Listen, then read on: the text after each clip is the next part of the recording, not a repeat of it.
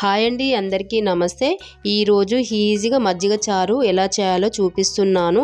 Taste అయితే చాలా బాగుంది. కడుపు నిండా కమ్మగా తింటారండి పిల్లలు పెద్దలు.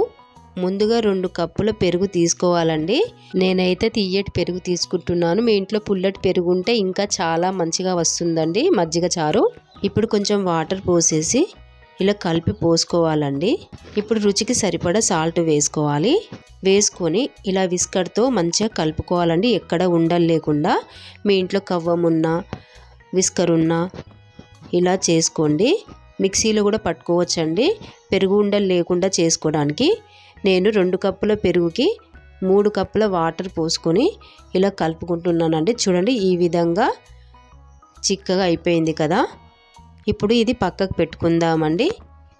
ఇప్పుడు ఒక మిక్సీ గిన్నె తీసుకొని కొంచెం అల్లం ముక్క, 4 పచ్చిమిర్చిలు వేసి కచ్చాపచ్చ గ్రైండర్ చేసుకోవాలండి. ఈ విధంగా చూడండి, ఇలా కచ్చాపచ్చ గ్రైండర్ చేసుకోవాలి, సరిపోతుంది. ఇది పక్కకు పెట్టుకుందాం. ఇప్పుడు స్టవ్ పైన ప్యాన్ పెట్టేసి 1 స్పూన్ ఆయిల్ వేసుకొని ఆయిల్ వేడైన తర్వాత జీలకర్ర, ఆవాలు వేసుకోవాలి.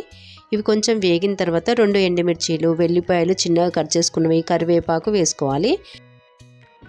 ఇప్పుడు పసుపు, ఇంగువ, ఆనియన్ ముక్కలు వేసి ఇలా కలుపుకోవాలండి. ఒక్కసారి ఇలా చక్కగా కలుపుకున్న తర్వాత ఇప్పుడు మనము కచ్చాపచ్చ చేసిన అల్లం పచ్చిమిర్చిల పేస్ట్ వేసి కలుపుకోవాలండి. చూడండి, చాలా బాగుంటుంది ఫ్రెండ్స్. ఒక్కసారి ట్రై చేయండి. టేస్ట్ కూడా అదిరిపోతుంది. తిన్నా కొద్దీ తినాలనిపిస్తుందండి, అంత బాగుంటుంది. ఇప్పుడు మజ్జిగ వేసుకుందాం. మజ్జిగ వేసుకొని చివరిగా కొత్తిమీర వేసుకొని కలుపుకోవాలి. చాలా ఈజీ కదండి. మీరు కూడా ట్రై చేసి ఎలా ఉందో కామెంట్లో చెప్పండి. ఈ వీడియో మీకు నచ్చితే లైక్ చేయండి, సబ్స్క్రైబ్ చేయండి, మీ ఫ్రెండ్స్కి ఫ్యామిలీ మెంబర్స్కి షేర్ చేయండి ఫ్రెండ్స్.